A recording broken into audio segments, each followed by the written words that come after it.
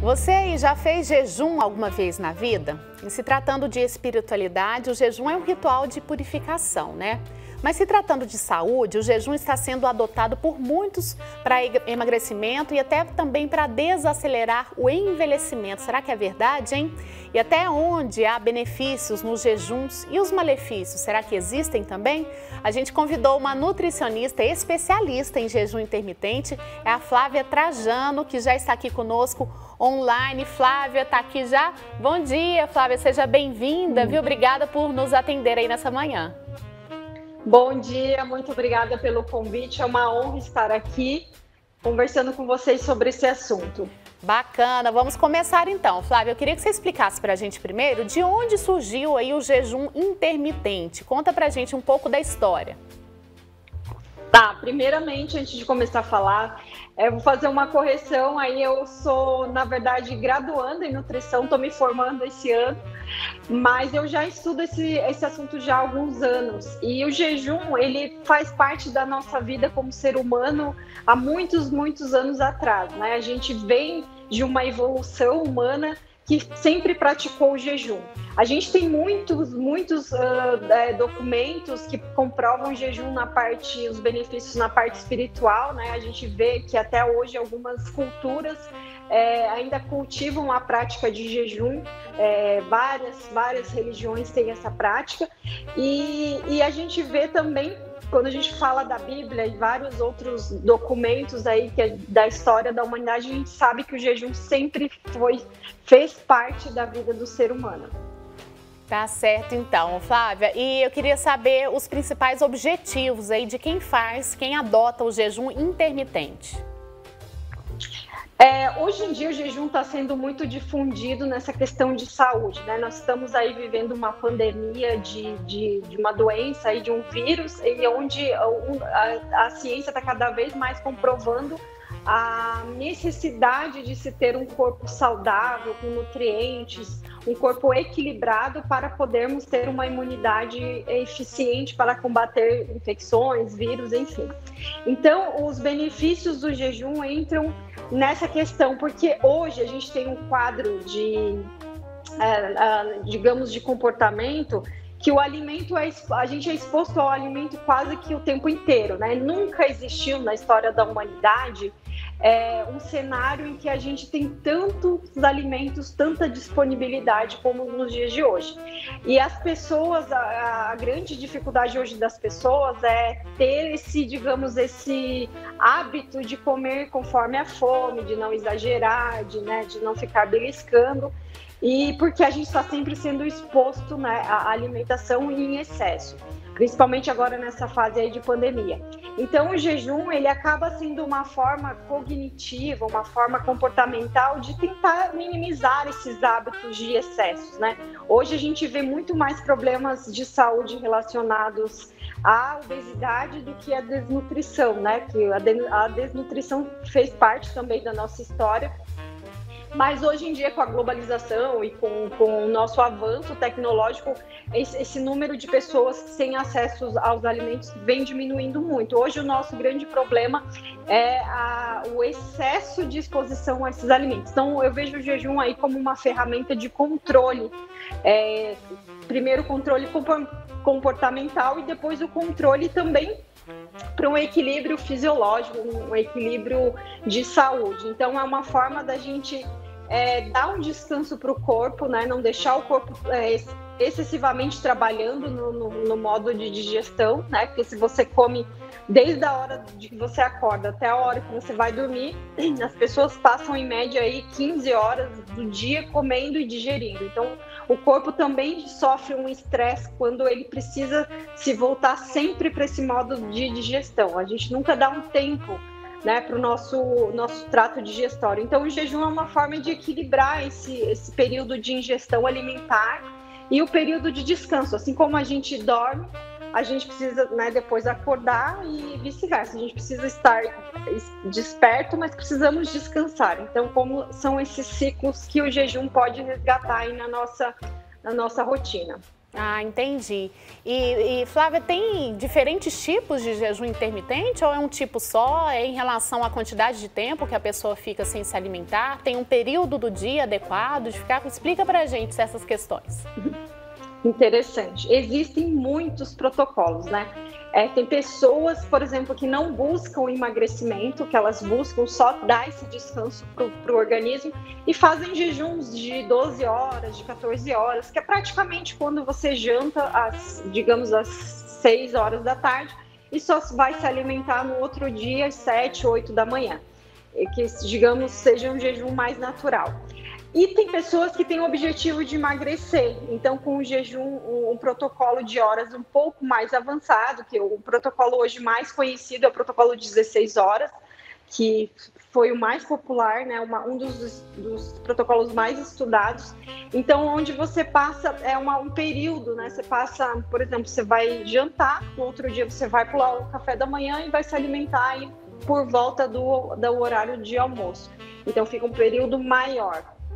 E também tem outros protocolos de 24 horas, de 18 horas, jejuns também um pouco mais alongados. A gente vê no quadro, por exemplo, quando a gente fala de religião, né? O Ramadã, por exemplo, é um mês que os muçulmanos tiram todo ano, que eles fazem o jejum do nascer do sol ao pôr do sol. Então, eles vão comer aí sempre uma janela, dependendo do local que eles estão localizados, eles vão ter uma janela de alimentação de 8, 6 horas. Então, toda a alimentação deles vai ser restrita àquele período. Então, existem muitos protocolos, tanto no cunho fisiológico quanto religioso, então que realmente pode ser seguido aí como estilo de vida para cada necessidade, né? Cada pessoa vai encontrar na sua rotina a forma mais fácil de implementar e que seja adaptável à vida dela, sem tantas dificuldades. Certo. E quais são os principais mitos, eu imagino que são muitos, né, com relação ao jejum intermitente? O grande mito que a gente, falando um pouco novamente da história, né? O mundo viveu muito tempo uma época de escassez alimentar, então que era difícil conseguir alimento, então desperdiçar uma refeição era quase um sacrilégio, né? Então a gente sempre, pessoas assim, mais ou menos de 40, 50 anos, escutavam os pais falando que não podia pular uma refeição, que era perigoso. Então a primeira questão é essa, né? Que se você ficar sem comer, você vai ficar fraco, ou se você ficar sem comer, você vai desacelerar o seu metabolismo, que isso vai ter malefícios para o seu corpo. E hoje a gente vê através da ciência que é exatamente o efeito o contrário, né? Ah, certo. Então, quero saber também se existem restrições aí. A gente viu, você acabou de falar que tem muito mais benefício. Agora, tem aquele tipo de pessoa que não pode fazer de jeito nenhum o jejum intermitente? Então, hoje em dia a gente lida com um quadro de múltiplos de pessoas com algumas doenças, com algumas pré-comorbidades. Então, assim, por exemplo, o diabético tipo 1, que ele tem ele não tem uma produção normal de insulina, ele vai ter alguns problemas na regulação e a insulina ela é fundamental, né? Ele vai ter um aporte de insulina exógena, onde o médico vai orientá-lo.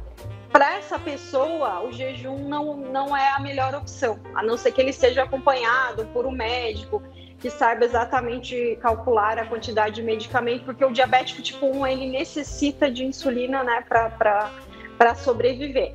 Então, para essa pessoa que tem esse problema fisiológico aí inicial, não é a melhor opção.